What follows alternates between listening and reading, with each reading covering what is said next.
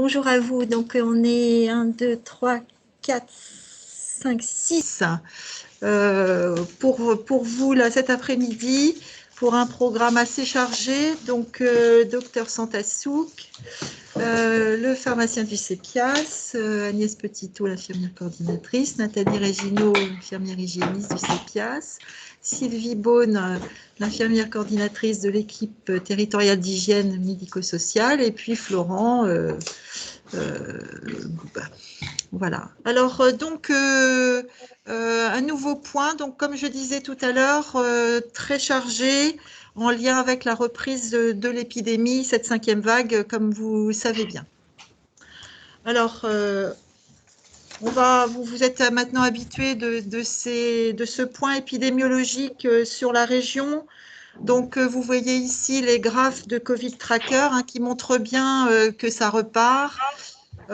Que ça soit au niveau des positivités, tout azimut, au niveau des admissions à l'hôpital, au niveau des admissions en réanimation, et puis aussi avec une petite augmentation, mais néanmoins, on voit que ça part pour les décès.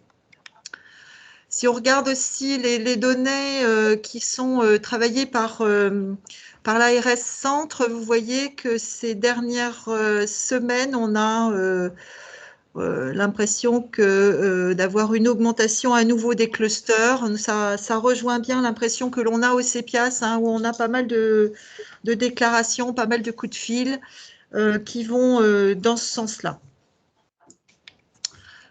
Une autre façon de représenter les choses aussi est là pour dire que toutes les tranches d'âge sont concernées. Alors, vous avez sur ce graphe un peu coloré, ici en bas, c'est les semaines, et puis ici, c'est les âges.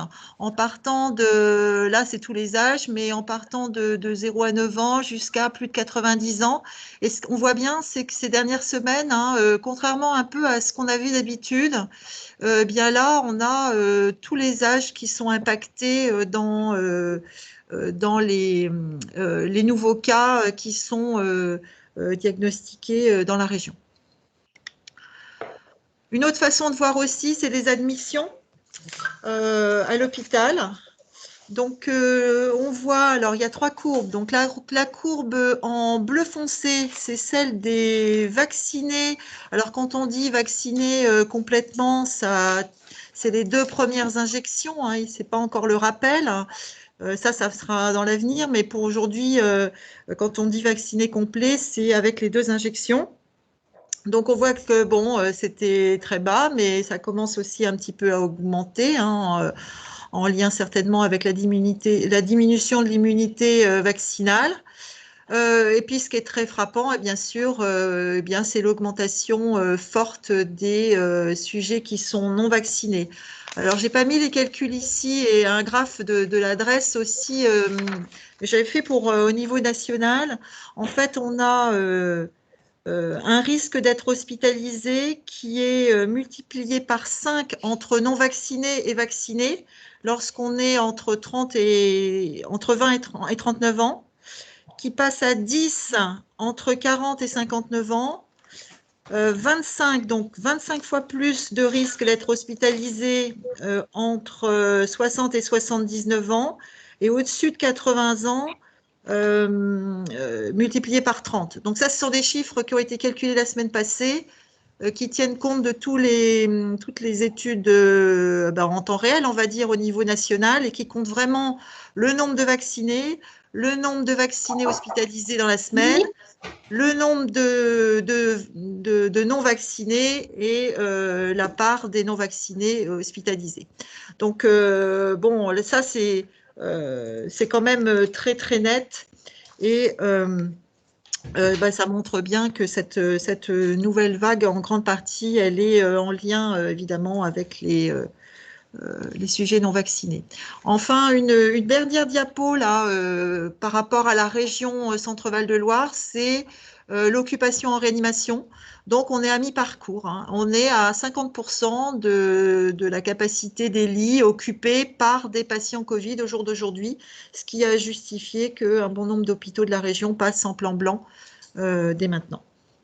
Donc, vous voyez quand même une situation un petit peu préoccupante, hein, bien sûr, et qui va faire que, et pareil en lien avec les contacts qu'on a eus cette semaine et les demandes surtout qu'on en a eues, eh bien, nous a motivés à faire ce point articulé sur 3 temps. Bon, on va parler bien sûr des variants et surtout de Omicron. On va ensuite aborder le rappel de la vaccination. Et puis, on prendra pas mal de temps pour revenir sur les mesures de prévention. Mesures de prévention tout azimut, c'est-à-dire à mettre en œuvre tout le temps, hein, pour tout patient, et puis mesures particulières pour la prise en charge des cas et des contacts. Donc voilà les points de cette réunion aujourd'hui. Alors pour les variants. Bon, encore aujourd'hui, sur la France, et c'est la même chose dans la région, on est quasiment à la totalité, on n'est pas à 100%, mais presque, de variant Delta, hein. Il a eu, avec une certaine fulgurance, il a envahi en juin-juillet la France, et jusqu'ici, il ne bougeait pas. Et donc, c'est bien ce qu'on a aujourd'hui. Alors bien sûr, vous êtes tous au courant de l'arrivée du petit dernier, hein, le Omicron. Alors là, moi j'ai trouvé ça joli, hein, c'est pas des cartes de l'Inde, c'est la protéine Spike, hein, et avec les petits spots rouges, c'est les points de mutation. Donc Delta était déjà pas mal muté. On voit que Omicron est vraiment assez important, et vraiment muté beaucoup. Enfin voilà, donc, il n'y a pas de lien, hein, forcément entre le nombre de mutations et la virulence ou le nombre de mutations et la transmissibilité. Pour l'instant, il n'y a pas de fait vraiment avéré, démontré. Évidemment, c'est tout à l'étude, mais c'est vrai qu'il est déjà préoccupant par cette quantité de mutations sur cette protéine qui est une protéine clé dans l'immunité. Alors, on en a entendu parler, vous êtes tous au courant, avec le foyer principal pour l'instant connu en Afrique australe et en particulier en Afrique du Sud. Donc c'est là effectivement où il est déjà bien installé. Mais vous voyez aussi qu'on commence à l'avoir un petit peu dans tous les coins où on le cherche, hein, et en particulier aux États-Unis et puis en Europe. Alors sur un site là, mondial important, on voit il est tenu à jour quasiment en temps réel. Donc là, pour chaque variant, en fait, les nombres de cas et l'évolution de la part de chaque variant au fil de l'eau. Donc on voit qu'effectivement en Afrique du Sud et puis voilà, en Afrique australe, eh bien, il est déjà bien parti. Mais finalement, quand vous regardez, il y a un bon nombre de pays et déjà un bon nombre de pays d'Europe où il a été détecté. C'est le cas en France, hein, bien sûr. Vous en avez entendu parler du premier cas à La Réunion, mais maintenant, bon, il commence à y en avoir donc plus d'une trentaine, hein, presque une quarantaine de cas, disait Nathalie tout à l'heure. Et puis, pour ce qui concerne la région centre, d'hier, alors je ne sais pas, peut-être qu'aujourd'hui c'est différent, il y avait un cas et il était dans le 37. Et c'était un patient qui était de retour du Portugal, qui est dans les pays où, vous voyez, il a déjà été pas mal détecté, hein, dans les pays d'Europe, c'est là où il était le plus détecté, avec l'Allemagne, me semble-t-il.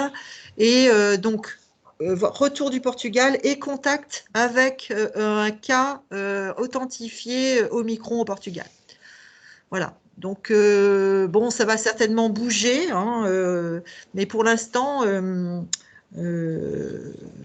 bon, on a encore peu de données. Alors, une dernière courbe, quand même. Alors, pareil, hein, c'est vraiment du tout frais parce que vous voyez, ça a été mis à jour le 6.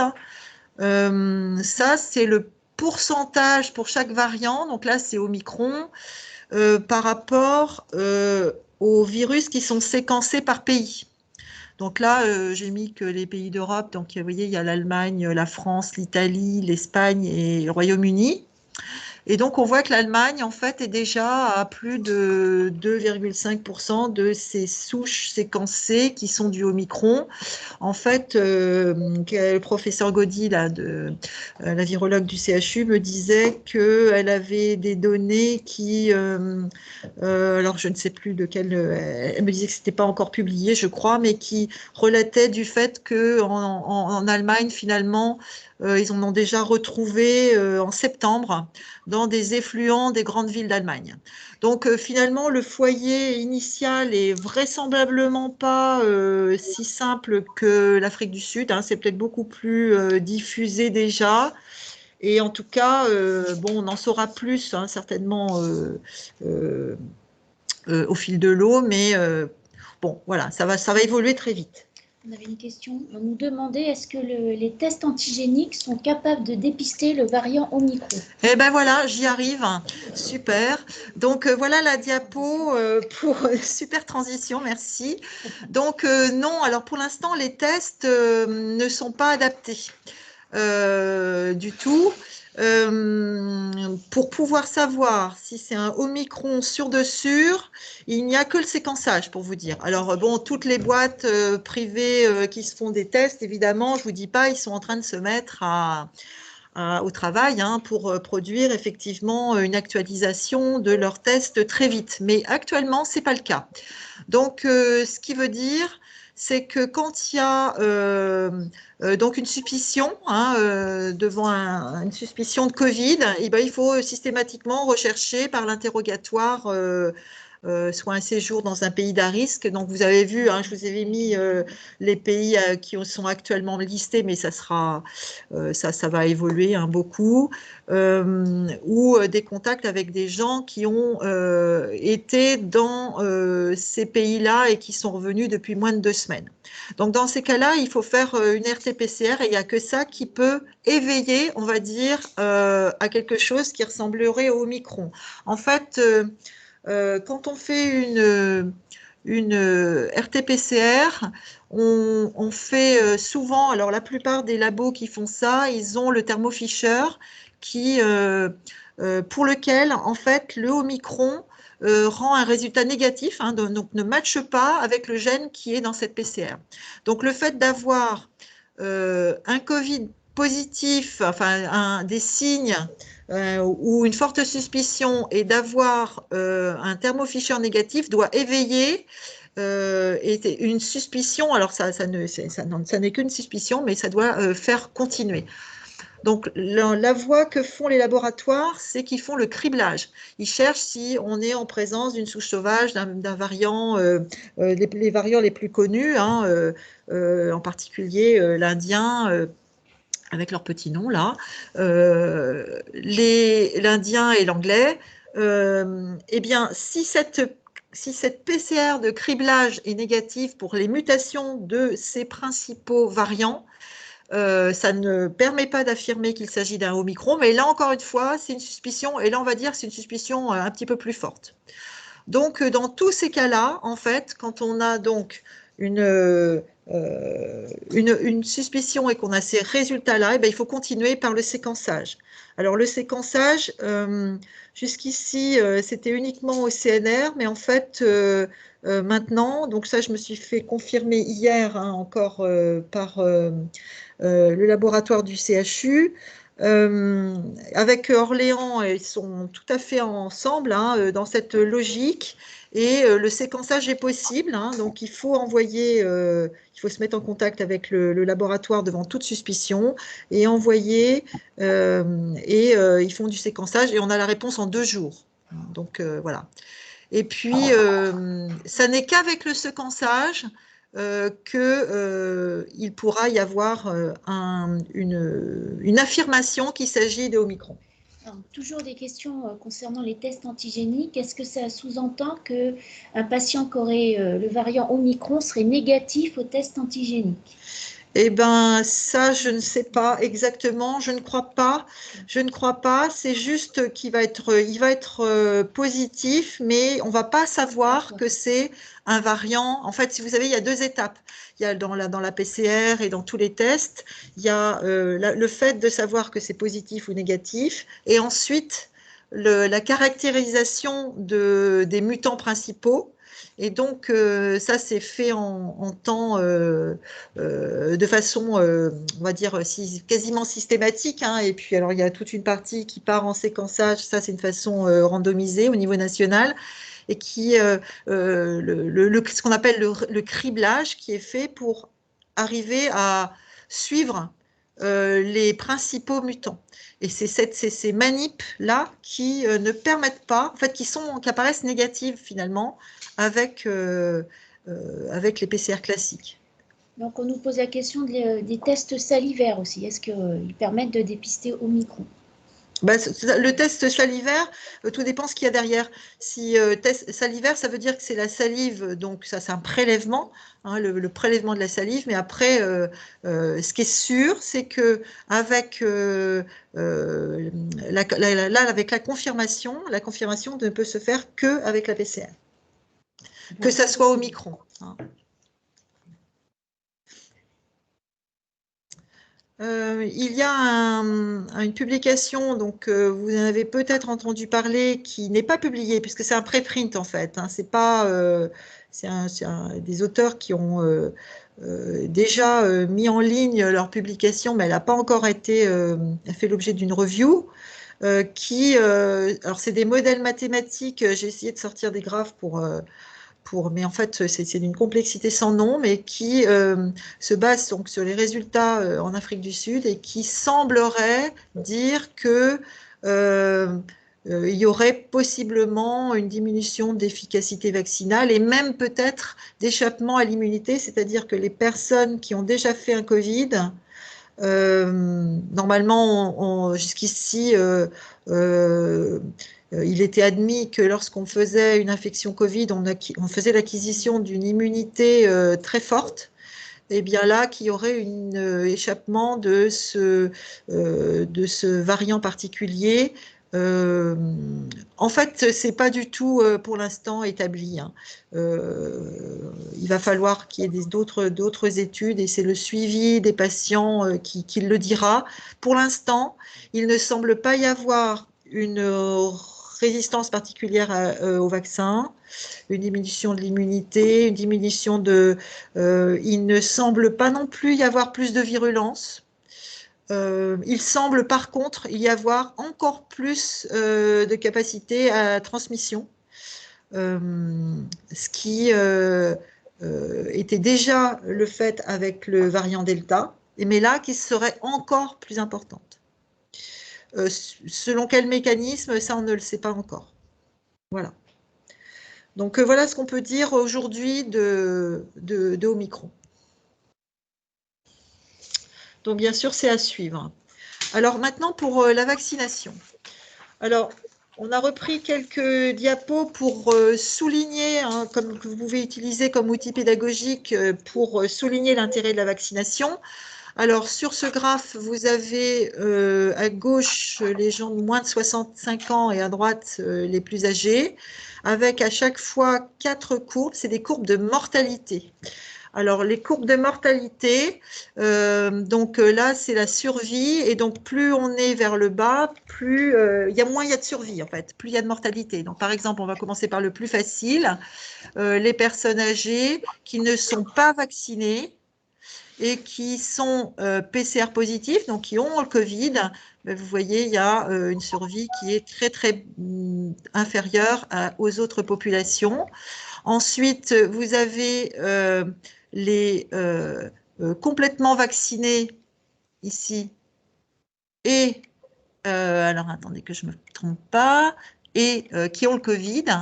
Donc, ils ont le Covid, mais ils sont vaccinés. Donc, vous voyez qu'il y a, il y a une diminution de la mortalité, hein, donc par diminution de la gravité finalement de la forme de Covid que ces personnes font. Ensuite, il y a les personnes non vaccinées et alors attends, en noir, non vaccinés et PCR négatif, et puis ceux qui sont vaccinés et PCR négatif. Voilà. Donc PCR négatif, avec peut-être quand même ici, hein, ça c'est peut-être la limite de nos systèmes de détection, c'est-à-dire qu'ils meurent plus quand même que les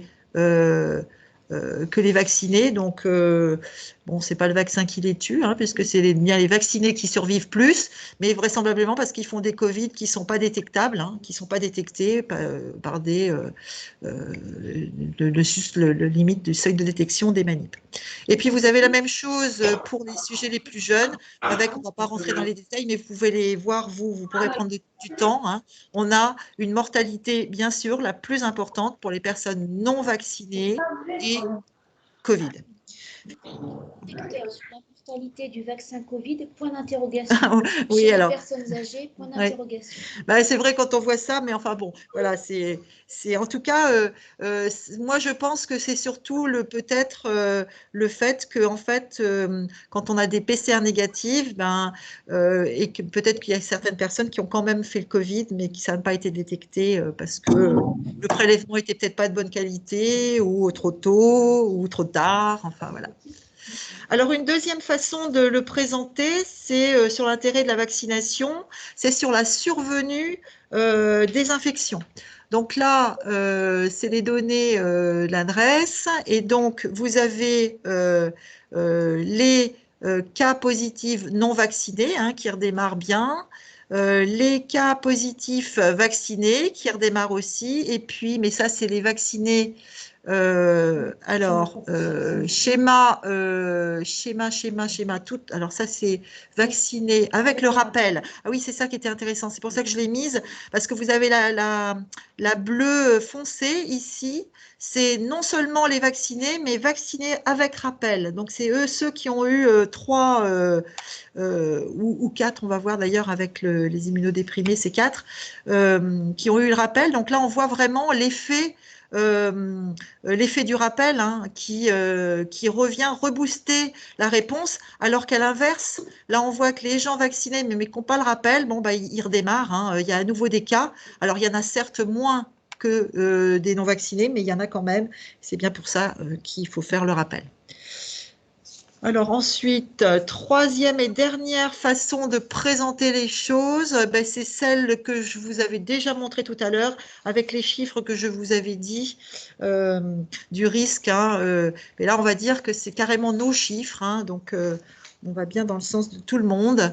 On a bien plus de non-vaccinés qui sont hospitalisés aujourd'hui, hein, contrairement à ce qu'on peut entendre parfois.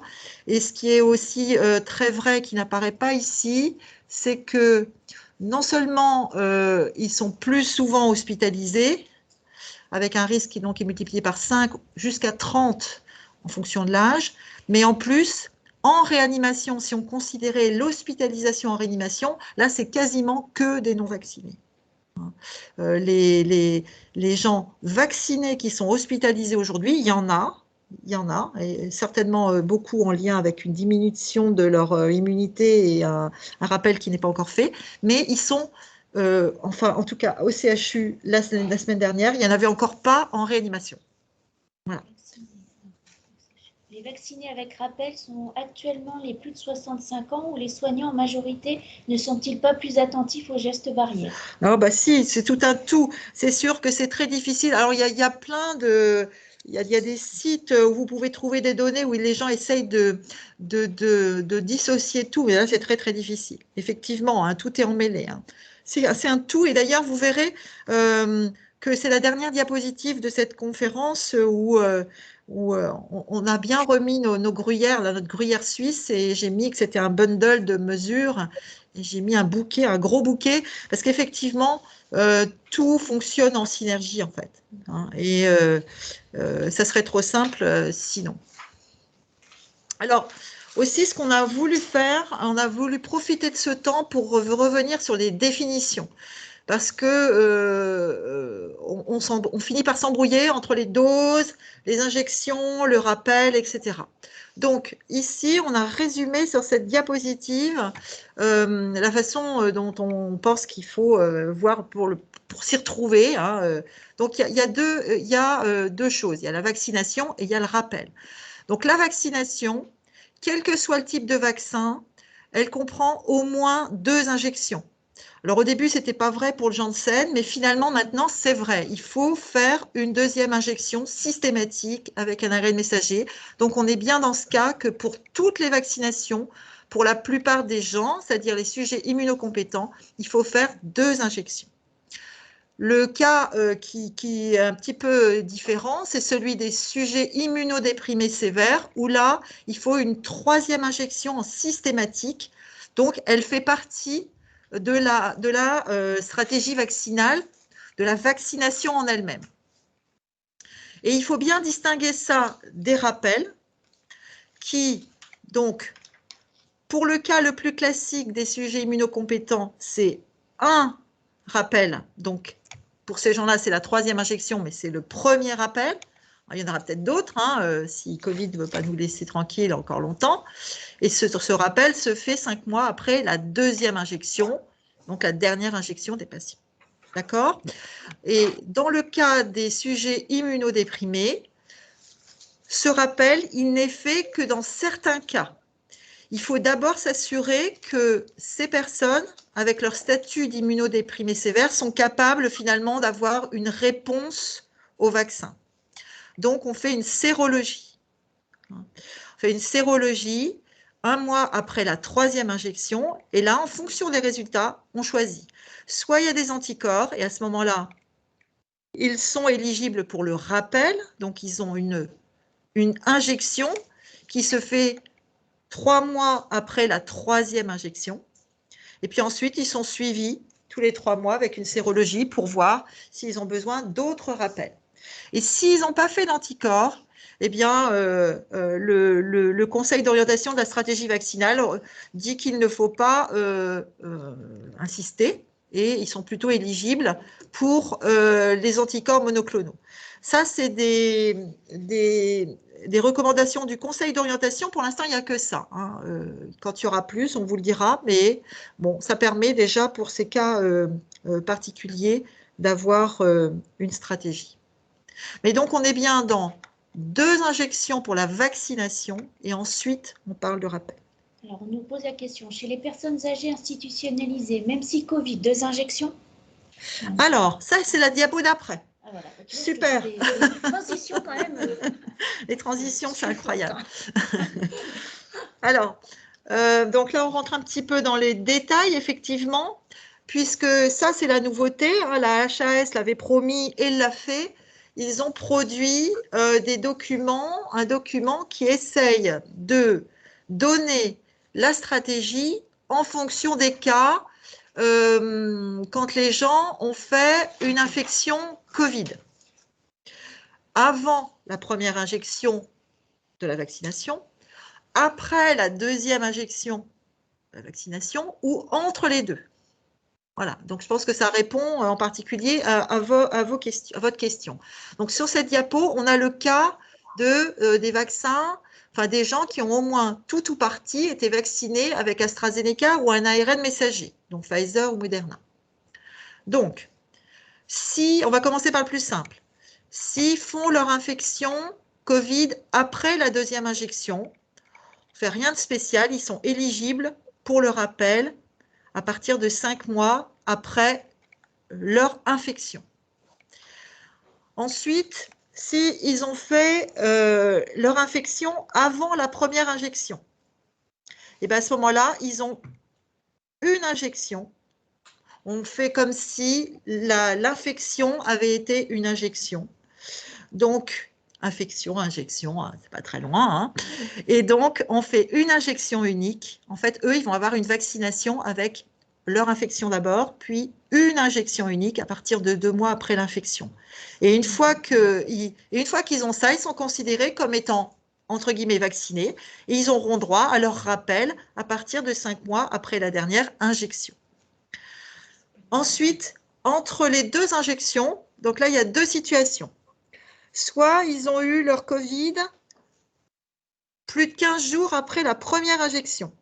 Vous savez que normalement, c'est plus de 4 semaines, c'est ça, entre les 2 injections. Hein. Donc, soit ils l'ont fait au moins 2 semaines après leur première injection, et à ce moment-là, on considère que, encore une fois, leur infection remplace finalement la deuxième injection, donc ils ne vont pas l'avoir. Et à ce moment-là, ils auront un rappel. Ils auront un rappel à partir de 5 mois après l'infection. Et puis, à l'inverse, s'ils font leur infection dans les 15 jours après la première injection, donc ils n'étaient pas encore vraiment couverts, et bien là, ils ont une deuxième injection à partir de 2 mois après l'infection. Et une fois qu'ils ont ça, et bien ils auront ensuite, à 5 mois de leur dernière injection, ils seront éligibles pour leur rappel. Donc ça, c'était pour AstraZeneca et l'ARN messager. Et pour le Janssen, donc là, si l'infection est contractée avant l'injection, ben on considère que l'infection remplit en fait l'objet de la vaccination et on fait un rappel très rapide. Ça, c'est en fait la seule chose qui est un peu spécifique. Hein. C'est au lieu d'attendre 5 mois, ben on le fait à partir de 4 semaines après l'infection. Et sinon, ben, c'est pareil que tout à l'heure. Hein. Je me demande est-ce que l'immunité est conservée si le rappel est bien au-delà des 5 mois. Ben, elle baisse. Oui, en façon, alors c'est sûr que ça baissera toujours. On dit à partir de 5 mois parce que ça ne sert à rien de le faire avant. Après, plus vous allez le faire tard, plus vous allez vous exposer à une immunité qui va être fortement diminuée. Voilà.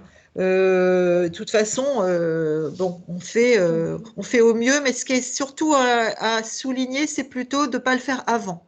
Mais par contre, dès lors que, après l'effet boost, c'est pas consensuel.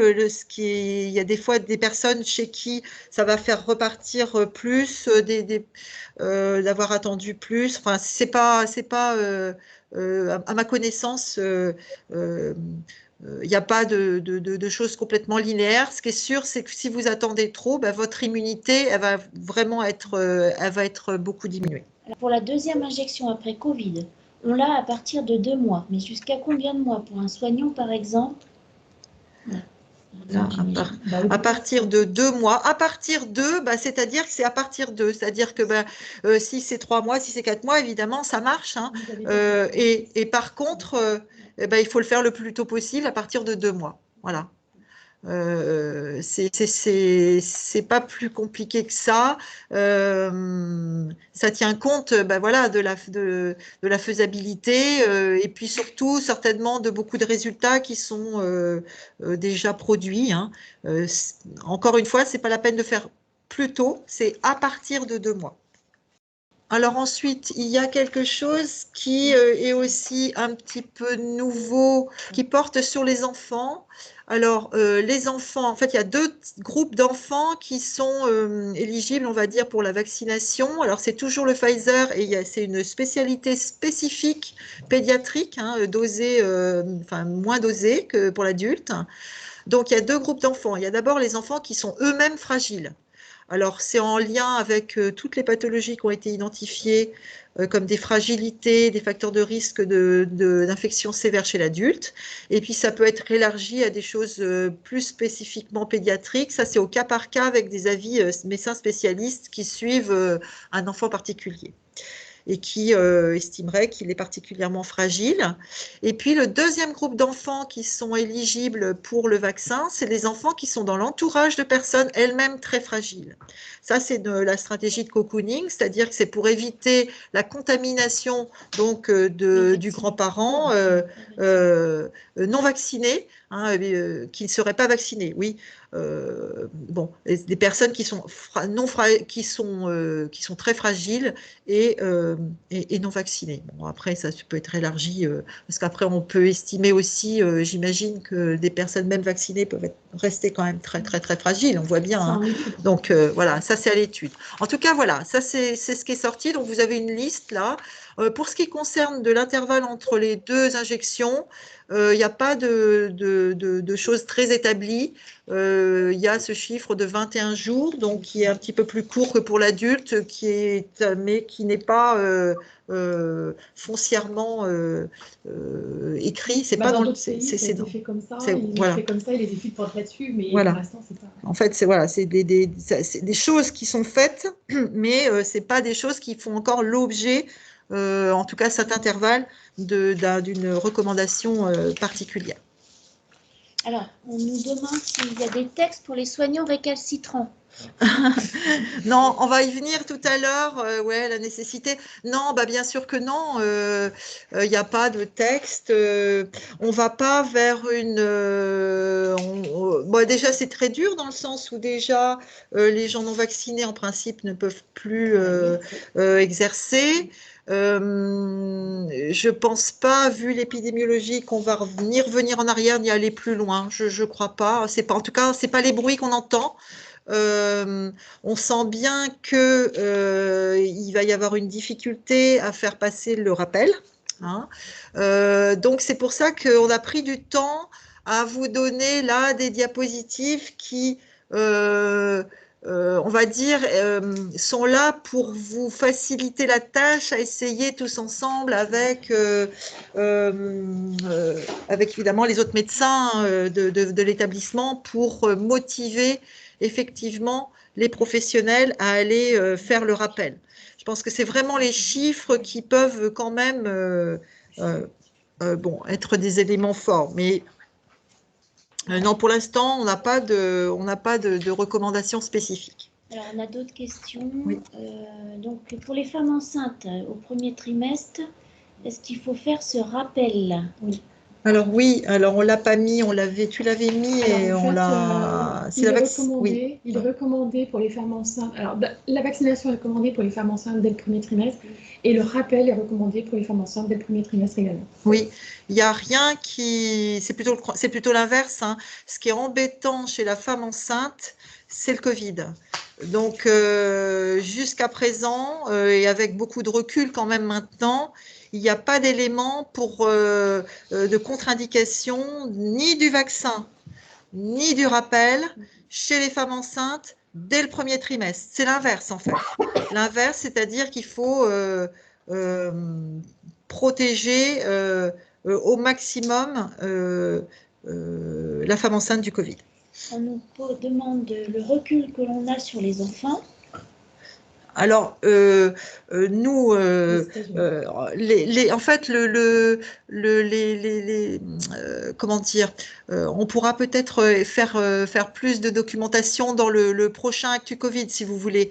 Là, les recommandations de la HAS sont motivées par un certain nombre d'expériences d'autres pays, mais vous voyez qu'elles sont encore extrêmement limitées à des populations d'enfants chez qui la balance bénéfice-risque est importante ou dans leur environnement. Oui, donc c'est vrai, il y a essentiellement les États-Unis, mais je pense qu'il y a Israël aussi. Oui, Israël aussi. Donc on va rechercher, si vous voulez, on sortira des chiffres. Et on nous demande le cas particulier des personnes âgées institutionnalisées avec antécédents de Covid ont bénéficié d'une primo-vaccination à 2 doses et pas par dose unique comme dans le reste de la population. Alors, ça veut dire j'imagine que la personne veut savoir ce qu'on fait pour ces personnes. Oui, mais 2 doses, on a tous eu 2 doses, donc je ne comprends pas la question. Il faut essayer de mieux réécrire votre question parce que la vaccination, hein, comme je l'ai bien remis tout à l'heure, elle comporte 2 injections, hein, sauf les Janssen à un moment, mais maintenant c'est bien 2, puisque le Janssen maintenant est considéré pour avoir une stratégie vaccinale complète, il doit être absolument complété par une deuxième injection avec un ARN messager. Et on nous met la 3e dose n'est pas obligatoire pour les soignants, n'est-ce pas? Pour l'interrogation. Alors, vous parlez du rappel, je pense.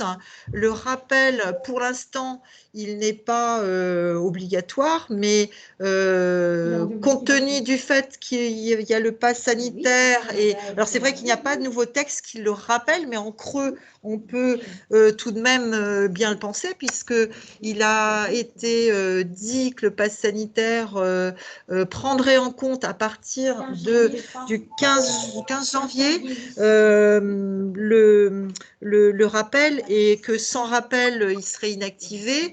Comme je disais tout à l'heure, on n'entend pas vu l'épidémiologie actuelle, on n'a pas l'impression qu'ils vont nous dire demain que les professionnels de santé vont pouvoir, à partir du 15 janvier, venir travailler sans passe sanitaire.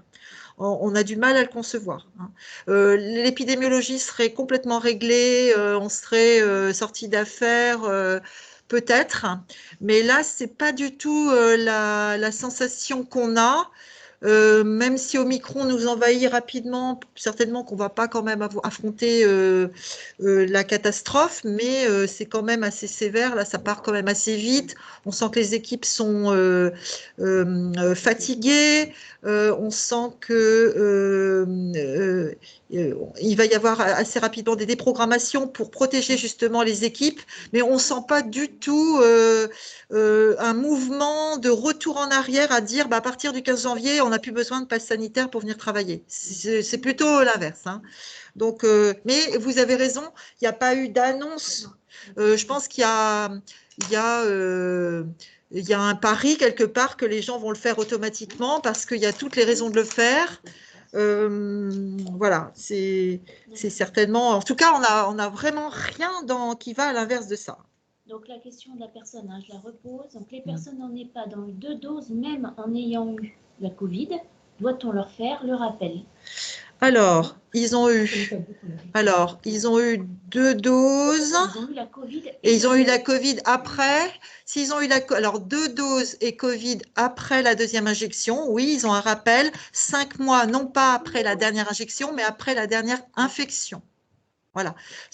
Le rappel peut être un petit peu… Imaginons qu'ils ont eu, par exemple, ils ont eu leur vaccination de doses en mars-avril 2021, par exemple, et qu'ils ont fait un Covid là en octobre, eh bien, ils seront éligibles pour leur rappel à octobre plus 5, ça fait mars 2022.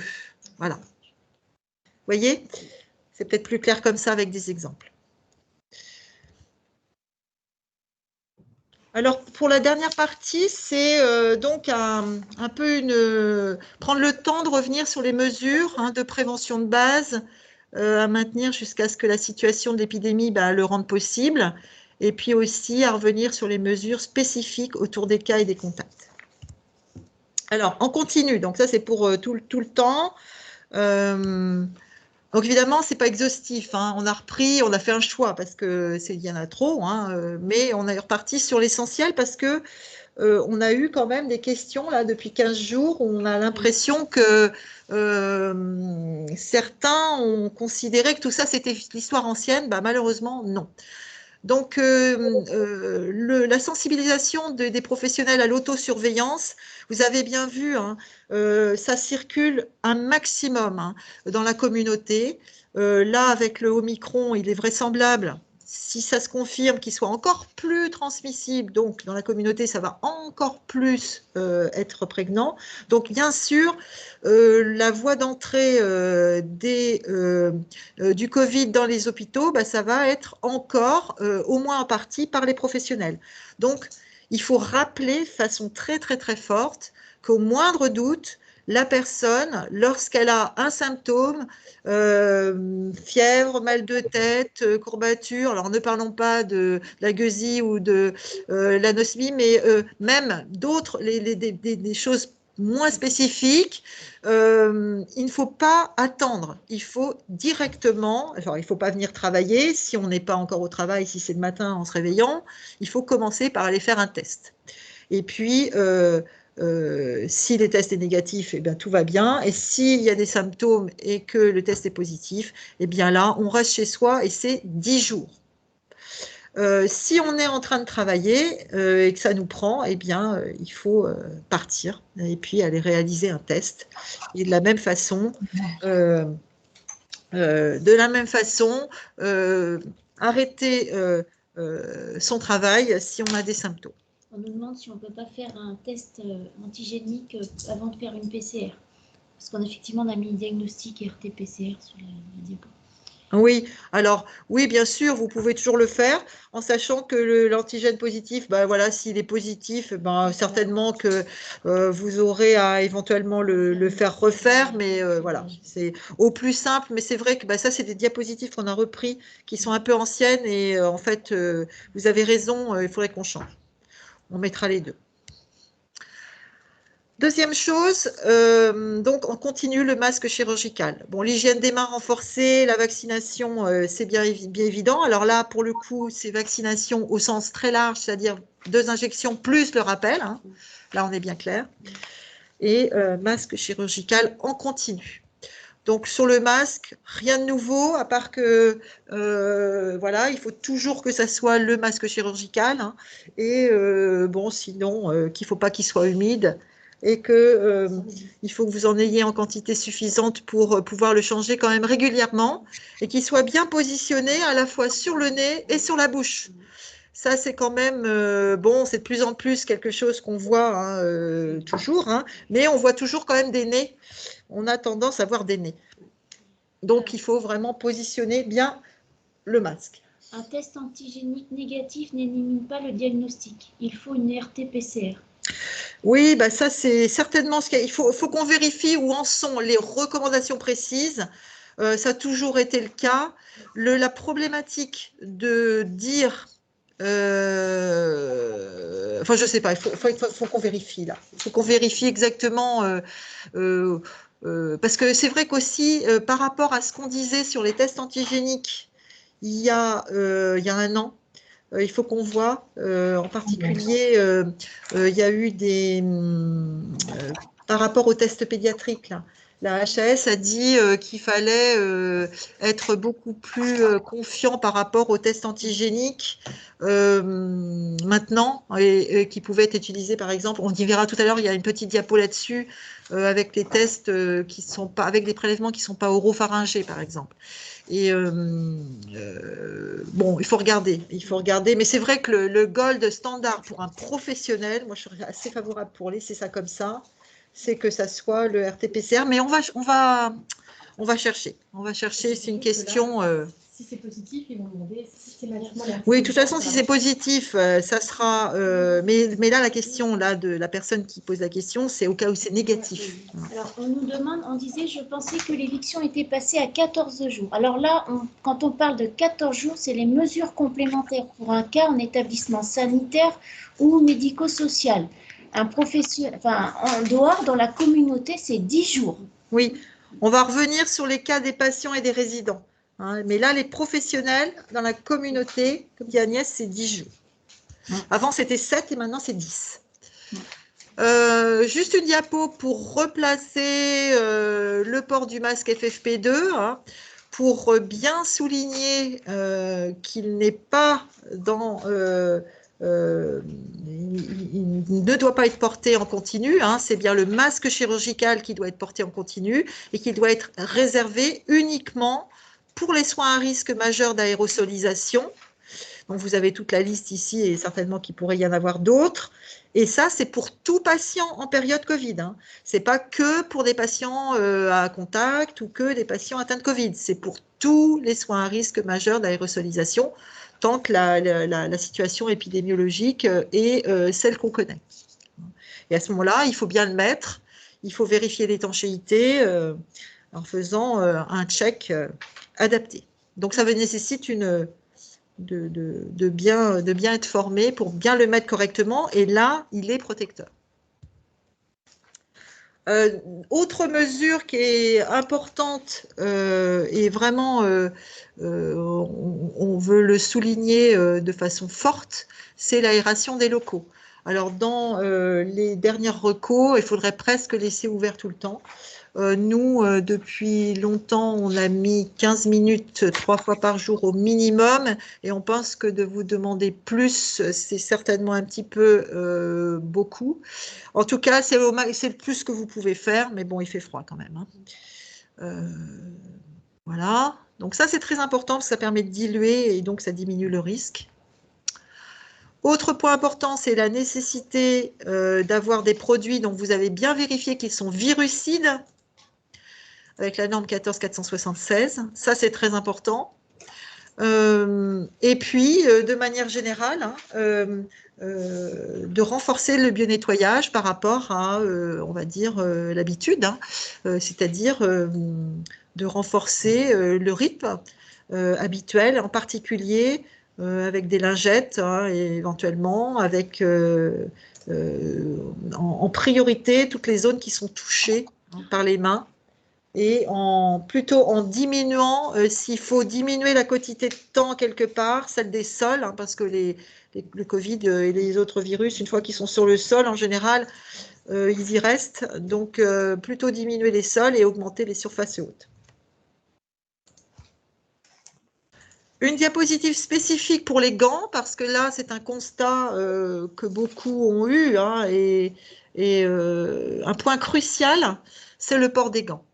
Le constat, c'est que le port de gants est souvent fait en excès, qu'il y a une augmentation drastique du port de gants, ce qui finalement constitue une totale fausse bonne idée, puisque lorsqu'on a des gants, ben, on oublie de faire des gestes d'hygiène des mains.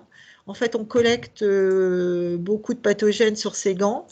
Ils se contaminent très très vite et ensuite on contamine très vite les surfaces qu'on touche. Et en plus, ils deviennent très poreux. Ils deviennent très très poreux au bout d'un moment. Donc, on n'a plus du tout ni la garantie d'efficacité par rapport à sa protection, ni et surtout, on facilite la transmission croisée des pathogènes. Donc, il faut uniquement porter les gants de soins lorsqu'ils sont nécessaires pour vous protéger, pour protéger les professionnels. Donc, c'est-à-dire uniquement dans les soins où il y a un risque de contact avec les liquides biologiques, les muqueuses ou la peau lésée, ou si la personne, le professionnel, a lui-même les mains lésées, ou pour le bio-nettoyage, et surtout de les retirer immédiatement dès qu'ils ne sont plus nécessaires, et faire une friction juste après pour éliminer les pathogènes qu'on a forcément récupérés, même si on est très soigneux, en retirant ces gants. Donc ça, c'est quelque chose sur lesquels il faut vraiment insister, parce que c'est un moyen de transmettre, de faire diffuser le SARS-CoV, mais d'autres virus, hein, dans un établissement de façon très très très facile. D'ailleurs, j'en profite pour parler de la grippe. J'ai oublié tout à l'heure, j'avais noté un point. Donc la grippe, vous savez, de façon complètement exceptionnelle, l'an passé, il n'y en a pas eu. Alors, on a eu une année sans grippe, ça ne s'est jamais fait, d'histoire de virologue, il n'y a pas eu. Ils ne comprennent pas trop encore de façon très précise tous les mécanismes de cette non-grippe. Par contre, cette année, elle arrive. Ça y est, les premiers cas arrivent. Et donc, on ne sait pas trop ce que ça va donner, mais en tout cas, ça va certainement être différent. Et donc, c'est l'occasion aussi de dire que les professionnels, ben, il faut les encourager à se faire vacciner les deux, bien sûr, hein, le rappel et la grippe, que ça peut être fait le même jour, le même moment, sans problème, et qu'il n'y a pas plus d'effets secondaires que d'habitude à les faire ensemble. Une dernière petite diapo on va dire, de warning, hein, sur des choses que... donc les gants, je viens d'en parler, sur des choses qu'il ne faut vraiment pas faire, qu'il ne faut vraiment plus voir. Donc les gants, je ne reviens pas dessus. Le FFP2 non plus. Les détergents non virucides, bah, vraiment, c'est classique. Et puis bah, les surchaussures, hein, qui restent, hein, mais vraiment, là, pour le coup, c'est quand même le moyen de se contaminer avec les SARS-CoV-2 qui sont par terre, hein, puisqu'en les enlevant en particulier, eh bien, en tout cas, ça n'apporte rien. Et puis, bien sûr, la désinfection ou un essai de désinfection des gants avec les chats, c'est quelque chose qui n'est absolument pas validé comme correspondant à une hygiène des mains. Hein. Ce n'est pas du tout efficace sur les gants. Et puis, ça rend les gants complètement inopérants puisque ça les troue, en fait. Hein. Si vous les regardez avec l'échelle microscopique, ils sont ensuite complètement troués. Déjà, ils se trouent de base. À partir de 20 minutes, une demi-heure, ils sont déjà poreux, mais alors là, ils sont très, très endommagés. Un autre point de vigilance, c'est le temps des pauses. Donc, le temps des pauses, dans les clusters là, que l'on voit depuis 15 jours, 3 semaines, qui recommencent dans les établissements, ce point central qui est souvent retrouvé. Donc là, il faut faire attention, puisque bon, là, vous voyez sur ces photos des personnes qui ont leur tenue de soins. Donc, bien sûr, il ne faut pas aller en pause avec les tenues de soins, mais il faut essayer surtout de garantir un nombre limité de personnes dans ces temps de pause, et puis une distanciation, de manger suffisamment à distance les uns des autres pour qu'il n'y ait pas de transmission facile. Et puis, bien sûr, l'aération du local. Là, dans la région, on a un bloc opératoire avec toute une équipe qui a été contaminée en lien avec un nombre trop important de personnes ensemble, en pause, dans un lieu pas du tout aéré. Ça s'est bien transmis. On avait l'habitude que ça se transmette pas mal déjà avec le variant, avec la souche sauvage. Ça avait déjà été plus avec le variant anglais. Avec le Delta, là, ça marche encore mieux et peut-être qu'avec le Micron, ça va être encore mieux. Donc, il faut vraiment veiller au respect de ces mesures de façon... il faut être très, très, très vigilant. Et enfin, la surveillance des patients et des résidents. Donc ça, c'est les mesures à prendre tout le temps pour des gens qui ne sont pas étiquetés ni cas ni contact. Hein. C'est la dernière diapo qui concerne ce chapitre.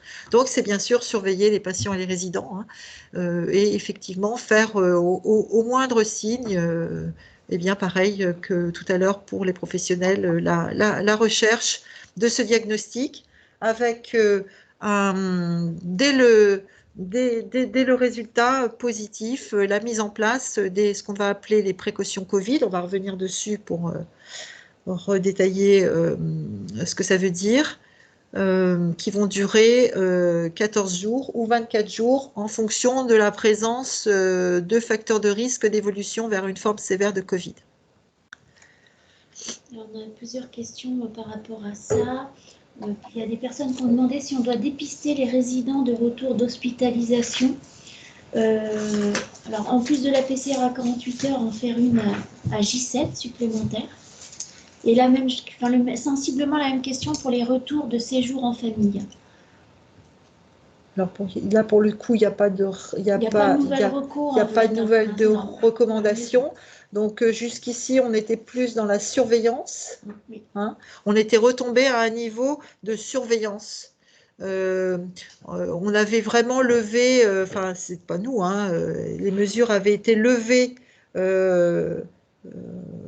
en fonction de l'évolution de la situation épidémique et puis surtout de l'arrivée de la vaccination. Donc, pour l'instant, il n'est pas question, en tout cas, il n'y a pas de recommandation qui demande à reprendre des mesures plus strictes vis-à-vis de ça. Alors, c'est pareil pour les visites, parce qu'il y avait la même question pour les visites. On n'a pas de nouvelles recos spécifiques pour les ESMS qui demanderaient des mesures plus drastiques. Et c'est sûr que actuellement, pareil que tout à l'heure, on n'a pas de son de cloche. Alors ça peut changer, ça pourrait changer si la situation déraille complètement, mais pour l'instant, c'est pas du tout ce qu'on a nous comme information. L'idée, c'est plutôt justement d'essayer de retarder au maximum la prise de mesures, de mesures très très très sévères, sachant que maintenant, et contrairement à l'hiver passé, il y a la vaccination. Il y a la vaccination qui va quand même faire son travail. Avec la vaccination, le rappel, bien sûr, Et les mesures barrières, c'est quand même autre chose que les mesures barrières toutes seules. Donc là, c'est vrai que c'est la grande différence et ça va certainement faire qu'on va réussir à passer l'affaire sans avoir à prendre des mesures extrêmement lourdes.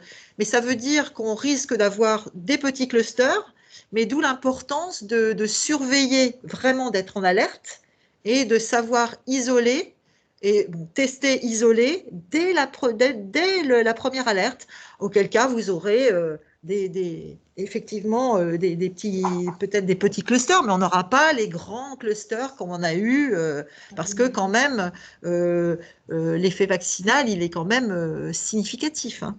Et donc, ça va faire que on va arriver à avoir la possibilité de ne pas arriver sur des mesures comme ça.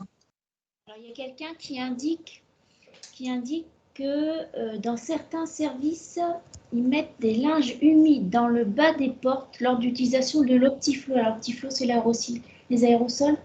Ah, ouais, c'est ça. Optiflo. Ouais. Alors, écoutez, ça, c'est des choses qui sont. Il faut fermer la porte. Il faut fermer la porte. Après, non. Ça fait pas l'objet du tout de recommandations. Donc, pour aller plus loin, donc il y a un petit peu dans les détails, mais vous allez voir que c'est des choses donc qu'on a été reprendre de ce qui était connu. Donc, de la conduite à tenir en particulier, donc là, on va faire les deux secteurs. On va commencer par le sanitaire et ensuite on ira dans les EMS. Donc, si on est en cas d'une découverte d'un cas Covid, donc globalement, trois étapes. D'abord, la recherche des contacts à risque parmi les patients et les professionnels. Il y a une diapositive là dans 3-4 diapos pour rappeler comment on identifie ces contacts à risque. Donc, je laisse pour l'instant ça. On dépiste ces contacts à risque et ensuite, on prend en charge les patients qui sont en contact à risque. Donc, on n'attend pas du tout le résultat des dépistages, hein, surtout pas. On les met tout de suite en précaution. Et les précautions qui sont requises, là, quel que soit le statut de ces contacts à risque, c'est les précautions Covid qui sont les précautions contact et les précautions gouttelettes. Il y aura une ou deux diapositives tout à l'heure pour les résumer. Donc ça, c'est inchangé. Ce qui est très, très, très, très important pour vous, c'est de surtout jamais attendre les résultats, le fait que tout le monde soit prélevé, qu'il soit envoyé, que vous receviez les résultats. Non, vous faites vos identifications de contact à risque, vous les mettez immédiatement en précaution Covid. Et ensuite, parce que c'est ces moments-là là, de début, là, il ne faut pas attendre un jour ou deux, parce que c'est ces moments-là où ça démarre. Et vous savez qu'on est très excréteur en début de Covid. Hein. Donc, et on est déjà transmetteur la veille de l'apparition des symptômes. Hein. Donc, et on est le plus excréteur à ce moment-là. Donc, c'est ces moments-là qui sont cruciaux. Et donc, c'est pour ça qu'il ne faut pas faire il ne faut pas se tromper d'objectif là. Il faut surtout pas attendre les résultats des dépistages pour isoler que les positifs. Il faut d'abord mettre en précaution tout le monde et ensuite attendre les résultats. Et lever les isolements pour ceux qui sont négatifs. Dans le médico-social, il y a une petite différence qui est motivée par le bénéfice-risque et puis le versant éthique, on va dire, de la mise en précaution Covid. Donc là, on part pareil, on identifie les contacts à risque, on dépiste tout le monde, et ensuite, on met en place les précautions Covid 7 jours, mais seulement pour les contacts à risque élevés, c'est-à-dire ceux qui ne sont pas vaccinés. Et ceux qui sont à risque modéré, les vaccinés, ceux-là font l'objet seul d'une surveillance.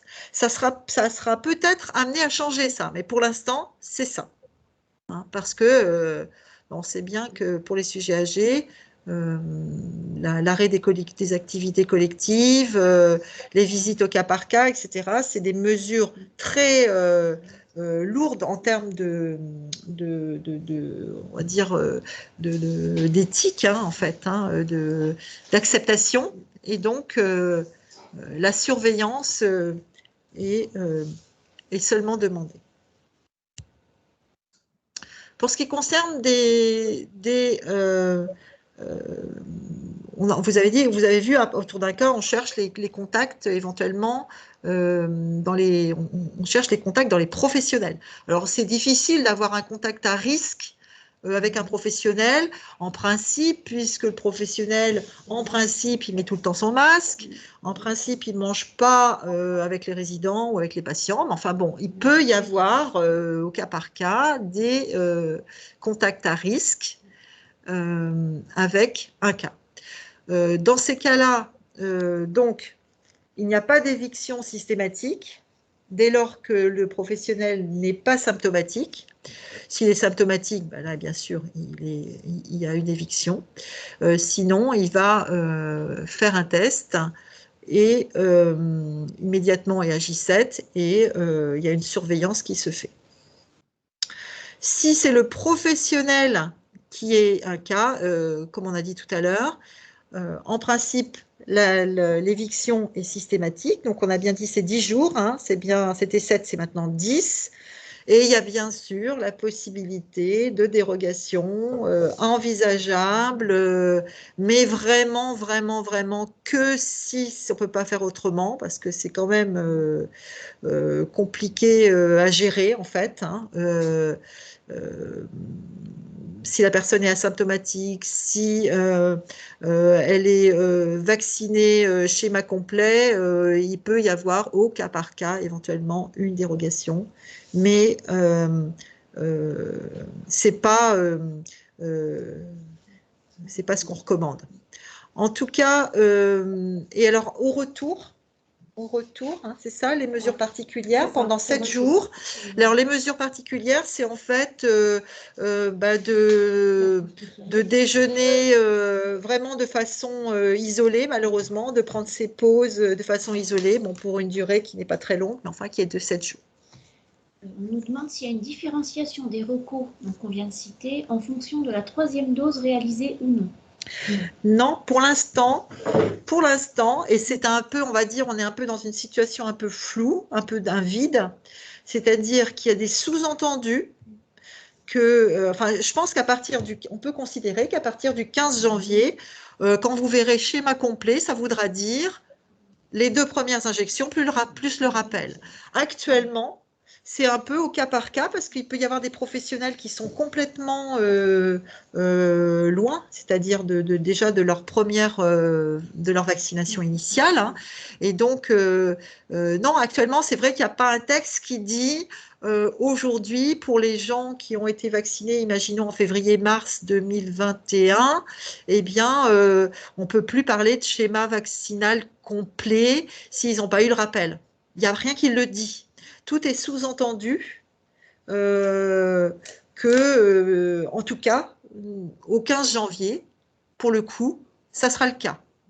Voilà. Ça laisse un peu de temps aux gens pour se retourner, mais c'est vrai que je pense que on va...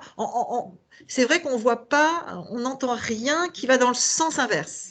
On vous dirait, on entendrait partout, ouais, mais non, de toute façon, bientôt, il n'y aura plus de passe sanitaire, voilà, c'est pas la peine d'embêter. On parle de vaccin, schéma complet, ça veut dire 2 injections, point barre, et ça ne changera pas. Non, on n'entend pas du tout ça. L'ambiance, c'est plutôt l'inverse. L'ambiance, c'est pas dire trop fort parce qu'on sent bien qu'il y a un frein, mais quand même, c'est quand même dit, c'est qu'à partir du 15 janvier, schéma vaccinal complet, ça voudra dire 2 injections plus un rappel.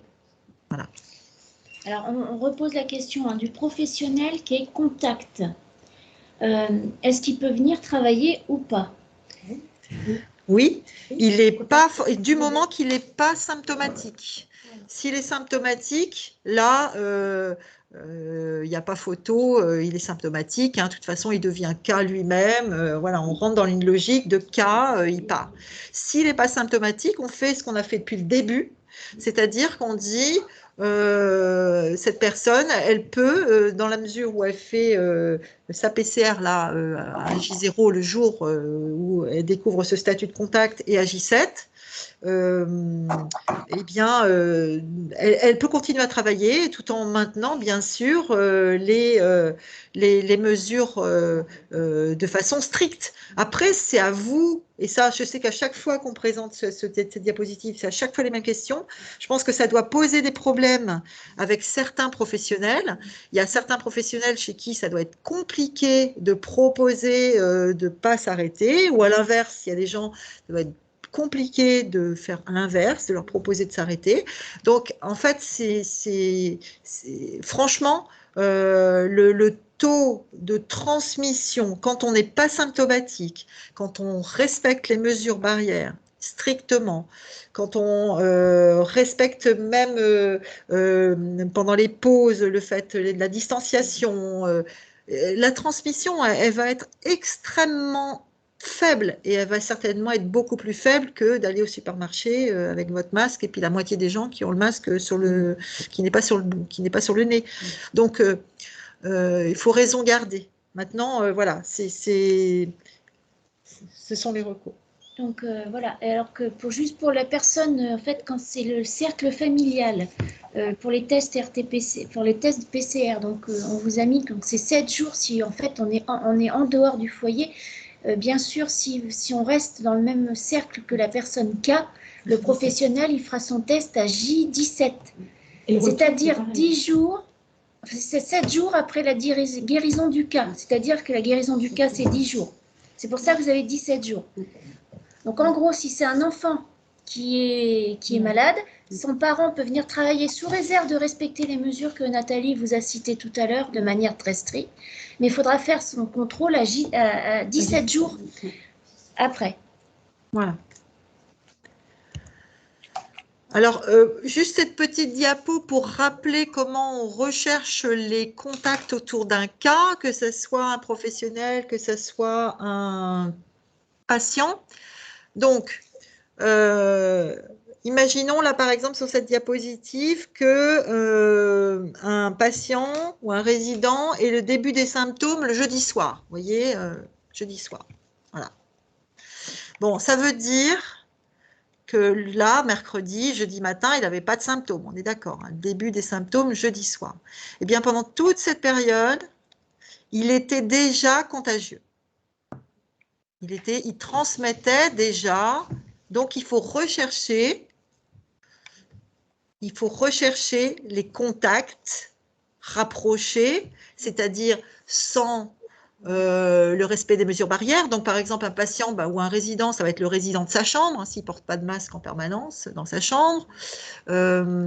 Des professionnels, si c'est un professionnel, ça va être les professionnels qui ont mangé ensemble ou qui ont fait une pause ensemble où le respect des mesures barrières n'était pas tip-top. Quand on mange, on n'a pas son masque. Hein, donc, voilà, si le local était un petit peu exigu et que, voilà, ça va être ces personnes-là.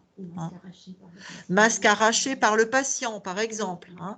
Donc, ça va être il va falloir rechercher dans cette période-là et uniquement dans cette période-là, quelles ont été les personnes, patients, résidents ou professionnels qui ont eu un contact rapproché, c'est-à-dire non sécurisé par les mesures barrières, avec cette personne qui commence ces symptômes-là.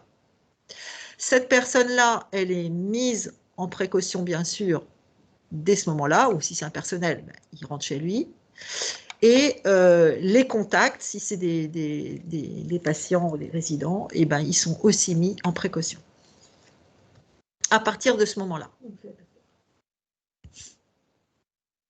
Alors, quelques diapos sur ces fameuses précautions Covid. Donc, il y en a certaines qui sont déjà dans les précautions pour tout patient, c'est la vaccination, c'est le masque et le renforcement de l'hygiène des mains, mais il y en a des supplémentaires. Donc là, c'est quand on est au contact d'un cas ou d'un contact. Il faut avoir une tenue à usage unique à manches longues. il faut avoir une protection oculaire, soit avec des lunettes, soit avec une visière. Et puis c'est tout. Le bio-nettoyage renforcé, je l'avais oublié parce qu'il est dans le coin, je ne le vois pas bien là, avec ma diapo, mais il est pour tout le monde. Il est pour toutes les chambres. Hein. Donc c'est la tenue à manches longues et la protection oculaire. Combien de temps? Donc là, cette diapo, vous commencez à bien la connaître. Hein. Les durées avaient été allongées. Donc, combien de temps ces mesures sont mises en place, que ce soit dans le sanitaire ou dans le médico-social? Eh bien, c'est 14 ou 24 jours en fonction des cas, en fonction du fait si la personne qui est positive, elle est symptomatique ou non, et en fonction de si elle est immunodéprimée ou non. Voilà.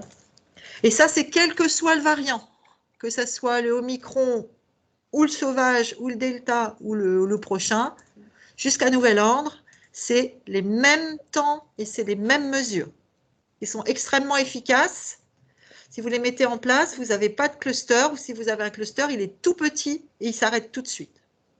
Et tout ce qui va entraver, ça va être tout ce qu'on a dit, ça va être les gants, ça va être toutes les choses qui ne sont pas, respectées. Donc voilà la fameuse diapo dont je vous parlais tout à l'heure, où j'ai mis un bouquet là. Alors moi je ne la vois pas parce que la petite caméra dessus, mais normalement c'est une petite dame gentille avec un grand bouquet, mais c'était juste par rapport au bouquet de mesures, un bundle de mesures, où on retrouve tout. Et c'est vrai que si on fait tout, alors ça fait beaucoup, hein, vous allez me dire, mais c'est vrai que ça fait beaucoup, mais si on fait ça, on est relativement à l'abri d'avoir des grosses choses qui se passent.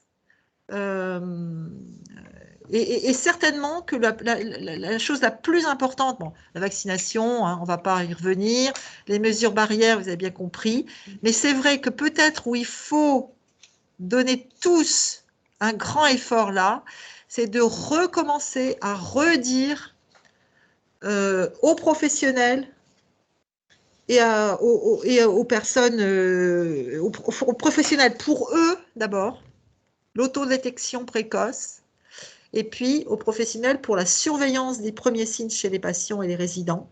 Parce que plus on détecte précocement, plus on isole tout de suite, moins on va avoir des gros clusters. On les aura moins normalement, hein, logiquement, avec la vaccination. Mais on en aura quand même sinon. Et le problème, c'est ce fichu variant, ou peut-être le prochain, super transmissible, qui a besoin qu'il y ait vraiment tout ça un peu au taquet pour que ça marche.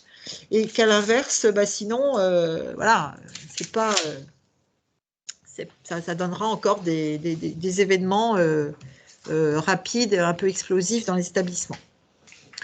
Alors, deux petites dernières diapos, c'est un peu des questions diverses, hein, mais c'était par rapport à des choses nouvelles. Donc, c'était par rapport à la possibilité, on a eu pas mal de questions, donc on en a fait une diapo. Donc, par rapport aux enfants, la possibilité de faire autre chose qu'un prélèvement nasopharyngé quand c'est difficile chez les enfants. Bon, ben on peut faire autre chose. Donc, vous voyez, c'est un petit peu, bon, on se raccroche un petit peu aux branches, hein. Bon, il y a des pas de côté qui sont possibles, soit avec un prélèvement oropharyngé, hein, donc fond de gorge, soit un prélèvement nasal profond, soit un prélèvement salivaire, avec la possibilité de faire ces tests-là à la place du nasopharyngé. Et puis, deuxième chose, c'est sur la durée de validité des tests. Vous savez tous que la validité des tests est passée de 72 heures à 24 heures. Ça marche aussi pour les patients à l'entrée dans l'établissement, lors des transferts, etc. Ça pose un petit problème méthodologique pour le lundi matin. Imaginons pour les patients qui vont en particulier au bloc opératoire prévu le lundi matin. Puisque c'est quand même assez compliqué. Jusqu'à présent, vous savez que c'était d'ailleurs c'est toujours le cas, les recommandations de la SPHAR pour les opérer, quand il y a un test PCR, il doit être fait, c'est un test PCR. Quand un test Covid doit être fait, c'est un test PCR. Donc les tests antigéniques ne pouvait pas être fait, et donc ça pose un problème pour avoir un test PCR de moins de 24 heures un lundi matin, puisque il n'y a quand même pas beaucoup de laboratoires ouverts le dimanche. Donc, il y a donc dans la mise à jour, hein, c'est ça ce que tu disais, du décret, c'est là qu'apparaît la possibilité d'utiliser un test antigénique lorsqu'on... En fait, ils sont assez larges hein, dans cette actualisation. Ils disent qu'on peut, à la place de la PCR, utiliser un test antigénique. Donc, le problème, c'est que la SFAR, pour l'instant, n'a pas dit qu'elle était d'accord avec ça. C'est l'inverse. Hein. Pour l'instant, il n'y a pas de son ni d'image. Donc, c'est un petit peu problématique. Donc, nous, on souhaitait vous faire cette proposition qui est un peu, qui fait un peu la place, hein, enfin, c'est un peu consensus, c'est-à-dire, enfin, qui cherche en tout cas une proposition un petit peu acceptable un peu pour les deux, c'est-à-dire qu'en dehors du lundi, dire que le mardi jusqu'au vendredi, alors tout ça c'est en dehors de l'urgence, hein, bien sûr, qu'en dehors du lundi, on reste sur la réalisation de tests PCR dans le bilan pré-op comme la SFAR le demande, et puis que pour le lundi, on s'autorise à faire un test antigénique juste avant l'intervention. Voilà. Sachant que donc dans la fameuse actualisation là, du ministère qui prescrit les mesures, ils disent qu'on peut le faire. Voilà.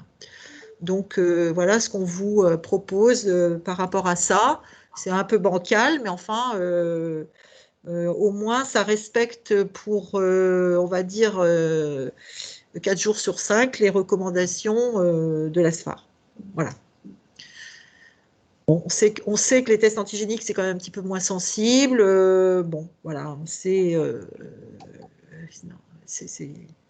Ça reste la proposition que l'on vous fait. Donc voilà pour ce temps. On a bien dépassé. Je suis désolée, mais c'était vraiment un peu long. On avait tellement de choses. On ne va pas tarder. On en fera une assez vite. On va regarder les dates. Si dans 15 jours, on a un creux, c'est Noël dans 15 jours. Donc, ça ne sera pas dans 15 jours, mais ça sera certainement après. En fait, on va en coller une assez vite pour qu'on n'ait pas trop comme ça d'un seul coup à revenir dessus. On espère que ça a répondu à vos questions. On va mettre le diaporama en ligne. Et puis, il y a encore une petite question, peut-être. Des questions. Il y a plein de questions. Alors, attends, il y a d'autres questions. On va répondre aux questions. Alors, on nous demande s'il y a des relances des systèmes de garde pour les enfants des personnels dont les écoles sont fermées. Alors là, on n'a rien là-dessus, nous. Hein. Non, du Clairement, tout. on n'a rien là-dessus. Est-ce qu'on doit limiter les brassages entre les unités, entre résidents, entre professionnels? Oui, alors ça fait partie des mesures qu'on aurait pu remettre. Oui, bien sûr. Ça, c'est vraiment important, c'est d'anticiper, en particulier si vous avez des gens qui déambulent beaucoup, d'essayer de limiter au maximum. Alors, c'est compliqué à faire, hein, mais c'est vrai que s'il peut y avoir une réflexion en amont des problèmes, vous gagnerez le jour où il y aura un petit cluster, vous gagnerez énormément puisque clac, ça n'aura pas d'emblée été partout, possiblement. Donc oui, vous pouvez, dans la mesure où ça n'entrave pas quand même la vie de l'établissement, hein, il ne s'agit pas de restreindre, il ne faut pas essayer quand même de ne pas trop perturber les activités, mais c'est vrai que les repas en petits groupes, les groupes constants, tout ça, c'est des bonnes recettes, hein. Tant que vous pouvez les utiliser, utilisez-les. Et effectivement, de faire un zonage avec des restrictions de déambulation pour les personnes, ça vous aidera à contenir les choses et pas avoir des diffusions généralisées. Donc là, on nous repose la question. Pour les SSR, EHPAD essentiellement, hein, les permissions sont toujours autorisées? Point d'interrogation. On passe à Noël, hein, bien sûr, c'est bientôt. Oui. Si oui, précautions complémentaires et PCR à J7 post-retour. Point d'interrogation. Ouais. Pour l'instant, on n'est pas revenu à ça. Il faut considérer que ça va peut-être évoluer, mais pour l'instant, c'est pas ça. Pour l'instant, la situation est tendue, mais pas du tout de l'ordre qu'elle était au plus fort dans le passé. Là, il faut considérer, je ne vous ai pas fait voir les chiffres, mais dans les EHPAD, le taux de vaccination Alors, on ne parle pas du rappel, hein, on est bien d'accord, mais bon, ça avance quand même à pas de charge. Hein. Il est quand même très bon, donc on n'est pas dans la même situation que l'an passé. Et c'est vrai que toutes ces situations qui étaient difficiles pour les résidents et leurs familles, clairement, il y a des freins maintenant hein, là-haut au ministère par rapport à des retours d'avoir mal vécu toutes ces contraintes lors des vagues précédentes. Il y a un frein à prendre des mesures de cet ordre. Hein. Donc il faut surveiller, surveiller, surveiller. Bien sûr, quand les gens sont vaccinés. Hein. Ah ben, au moindre doute, hein, c'est ça qui fait que quand on dit au moindre doute, il faut tester, il faut isoler, c'est bien ça. C'est-à-dire que, imaginons le résident qui rentre et puis vous apprenez que dans la famille, il y avait quelqu'un qui était malade. Bon, bien sûr, voilà. Mais ça, c'est au moindre doute. Il faut expliquer, mais ne pas remettre les mesures au niveau où elles étaient l'an passé parce que la situation n'était pas la même. Et donc, on a une personne qui est en SIAD, en fait. Donc, elle repose sa question. Pas de précautions supplémentaires pour les patients de retour d'hospice. Non plus. Non, déjà, les professionnels, j'imagine qu'ils portent quand même au moins un masque, ils font des hygiènes des mains. Oui. Donc, voilà. Non. Bon, les clusters en établissement sanitaire, il y en a un petit peu. Il faudrait qu'il y en ait toujours moins. Cette conférence avait un peu pour objet justement de rappeler les mesures nécessaires, mais c'est vrai que l'actualité, c'est pas non plus. Voilà. Mais bon, vous avez vu, hein, le virus, il est partout. Hein. Il est partout en ville, donc il arrive tous les matins par la porte avec les professionnels, c'est clair. Donc, mais c'est là où il est très très important de rappeler, les mesures à appliquer, donc le masque tout le temps, l'hygiène des mains renforcée tout le temps, l'aération, etc. Je ne vais pas revenir dessus, et l'autovigilance sur les premiers signes. On est quand même le mieux placé soi-même pour sentir les premiers signes et ne pas hésiter à aller se faire tester et ne surtout pas aller travailler avec des signes, sans savoir. La vigilance des patients, Oui. c'est la même chose. On nous demande si on a connaissance de cas de Covid chez des vaccinés 3 doses. Alors, Ah ben oui, il y en aura toujours. Oui, il y en aura toujours. En particulier chez les personnes âgées, hein, il y en aura toujours. Et vous voyez, par exemple, en creux, on voit que chez les immunodéprimés sévères, la stratégie vaccinale, elle comprend 3 doses et que maintenant, ils ont des rappels, ils en sont à la 4e et bientôt, certainement, pour ceux qui répondent un peu, ils en auront une 5e. Donc, oui, il y aura. C'est jamais définitif puisque, alors il y a 2 choses qui font. Il y a d'abord l'immunité, elle évolue, hein, donc elle diminue sensiblement avec le temps. Et puis il ne faut pas aussi oublier le risque potentiel d'évolution de la réponse aux variants qui apparaissent. Donc pour l'instant, c'est pas majeur, c'est pas le cas. Mais peut-être que demain, ça sera différemment. Donc, c'est pas l'idée. L'idée, c'est plus une vaccination comme la grippe, si vous voulez. La grippe, c'était tous les ans, ça suffisait parce que la grippe, elle arrive sur 2-3 mois. Après, elle part, il n'y en a plus. Avant, il n'y en a plus. Juste au moment de l'épidémie grippale, il y en a beaucoup. Et puis après, ça s'arrête. Donc, on a un vaccin qu'il faut quand même se vacciner tous les ans pour être bon au moment où il faut. Bon, là, le Covid, nous, il ne part pas, il n'est pas du tout hivernal, il est pas saisonnier, en tout cas pas pour l'instant. Donc, on est obligé d'avoir cette couverture tout au long de l'année pour l'instant. Ça va évoluer, il faut espérer que assez vite, quand même, au bout de certains temps, on arrive à faire qu'il circule moins. Et que du coup, ça s'apaise, hein, mais c'est pas du 100%, hein. C'est très, très évolutif. Il me demande quelle est la source des 24 heures. Alors, j'imagine c'est pour les tests RPC, la validité des tests RT et PCR, hormis le pass sanitaire. Oui, non, ça, on n'a pas de données là-dessus. La seule chose, quand même, c'est, alors, la logique, quand même, c'est ça. Alors, quand il y avait 72 heures, c'est-à-dire que quelqu'un, imaginons qu'il était là, il se faisait un test, il était déjà en incubation, mais il ne savait pas puisqu'il n'avait pas de symptômes. Son test était toujours bon pendant 3 jours. Donc, il avait un test, il pouvait avoir un test négatif et vraiment négatif, puisque le test positif, il devient positif à ce moment-là, hein. La positivité du test, elle coïncide quasiment avec le début des symptômes.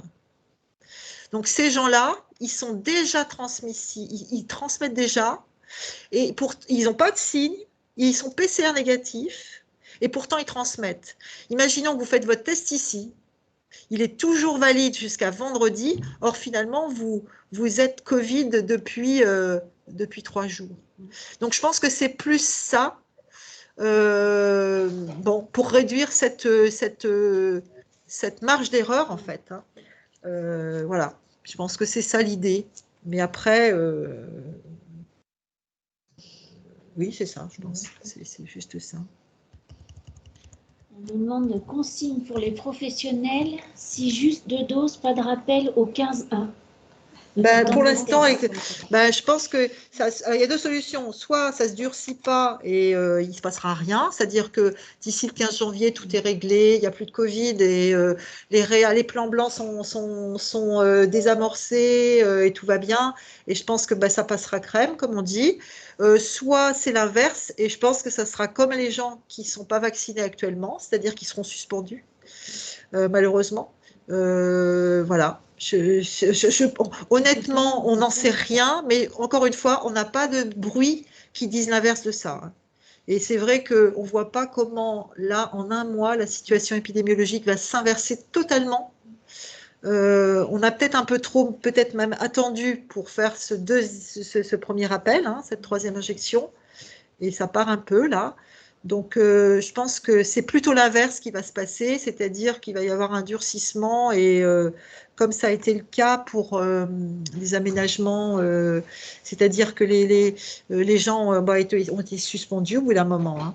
Je pense que ça sera le cas aussi. C'est pour ça qu'ils ont raccourci le délai pour faire le rappel, c'est-à-dire qu'il était à 6 mois et là, ils l'ont rapproché à 5 mois pour qu'on puisse gagner du temps, quoi. Moi, je pense que c'est parce que non, je pense que c'est pas pour ça qu'ils ont. Ça, c'est une autre question. C'est avant, c'était 6 mois et maintenant c'est 5. Mais en fait, je sais qu'avec Anne-Sophie, on a regardé l'autre jour, on a re-regardé les courbes israéliennes, etc. Et en fait, on voit déjà qu'à partir de 5 mois, c'est bien diminué, ouais. Et je pense qu'ils ont vraiment revu ça en voyant les chiffres du redémarrage là actuel.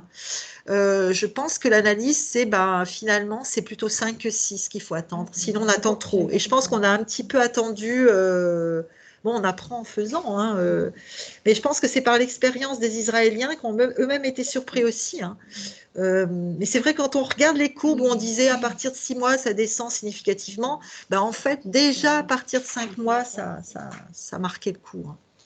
On n'a pas encore atteint les limites. Non. Ouais. Oui, des hosties lors des offices religieux. Alors les hosties des offices religieux, je ne sais pas. Je pense qu'il faut qu'elles soient. Je ne sais pas comment c'est possible. Non, mais là, il faut pas. C'est une vraie question puisque c'est quelque chose de collectif.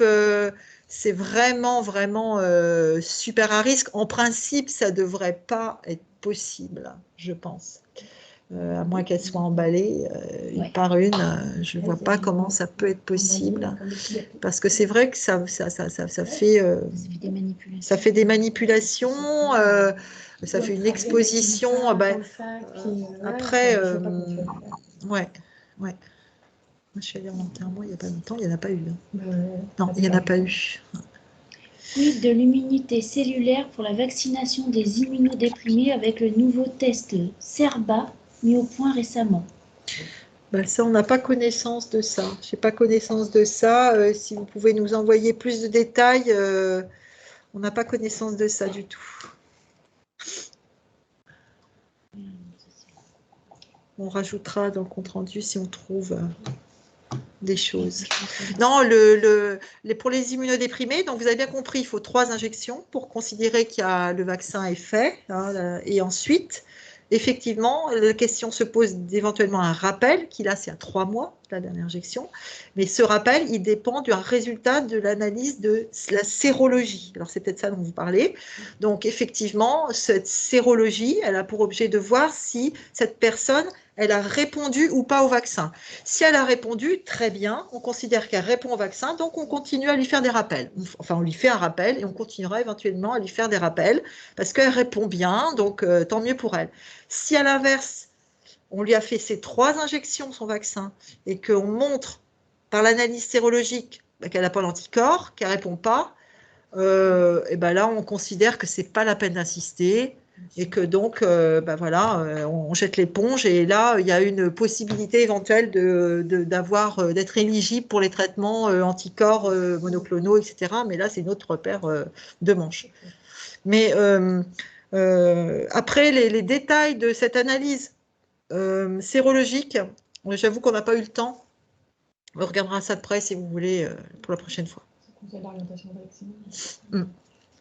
Comment faire pour trouver un centre de vaccination dans la région? Doctolib, 0 proposition. Alors, pour les centres de vaccination, bon, alors ils sont un petit peu en train de rouvrir. Vous avez entendu, comme nous, qu'il va y avoir beaucoup de plages qui vont être réouvertes avant le 15 décembre. Et qui vont permettre de... Alors après, il y a des hôpitaux qui s'en occupent eux-mêmes pour les professionnels. Après, il y a d'autres... je pense que si vous avez vraiment des problématiques d'établissement, il faut appeler l'ARS. Hein. Je pense que l'ARS doit pouvoir avoir accès à des plages spécifiques. Mais on a un point avec eux bientôt. Après, parce que bon, normalement, maintenant, on a le droit, en particulier pour les gens qui sont plus de 65 ans, d'y aller n'importe où sans être vaccinés. Alors après, il y a aussi les gens qui veulent absolument avoir du Pfizer. Il y a moins de rendez-vous avec du Pfizer maintenant parce que le Pfizer est un peu épuisé et qu'ils le gardent ils ont un peu tendance à les garder pour les personnes qui ne peuvent pas avoir autre chose que le Pfizer, en particulier les jeunes. Donc, il ne faut pas hésiter à faire du Moderna. Et là, avec le Moderna, vous avez peut-être plus de chances d'avoir des rendez-vous. C'est la même chose dès qu'on a plus de 30 ans. Le Moderna, c'est au-delà de 30 ans. C'est au-delà de 30 ans, c'est la même efficacité, c'est vraiment comparable, mais il y a un effet Pfizer qui fait qu'il y a moins de gens qui vont sur Moderna, donc il ne faut pas hésiter à aller sur Moderna. Même si on a eu du Pfizer avant, quel que soit le vaccin qu'on a reçu avant, de toute façon, on le rappelle, c'est un ARN messager et c'est Moderna ou Pfizer après 30 ans, forcément le Pfizer avant 30 ans. C'est bon? C'est bien une demi-dose, oui. Pour le rappel Moderna, c'est bien une demi-dose. C'est ça, exactement. C'est ça. Bon, écoutez, merci de votre présence. On espère avoir répondu à vos questions. Bon, ça nous a demandé pas mal de travail et on va continuer à essayer de mouliner tout ça. Vous aurez donc le diaporama sur le site bientôt et puis l'enregistrement en principe. Et puis à bientôt de toute façon. Et merci à tous. Au revoir. Au revoir.